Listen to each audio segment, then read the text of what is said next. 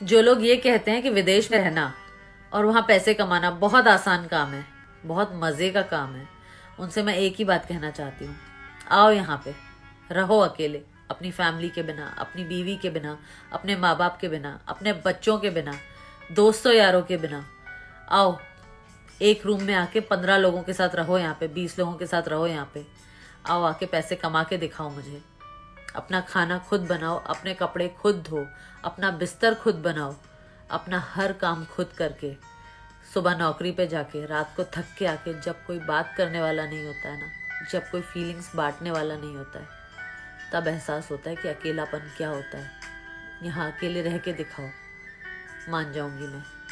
आप लोग वहाँ मुल्क में बैठ के बहुत बड़ी बड़ी बातें करते हो ना, यहाँ ऐश कर रहा होगा, मज़े मार रहा होगा, पैसे कमा रहा होगा, नोट छाप रहा होगा।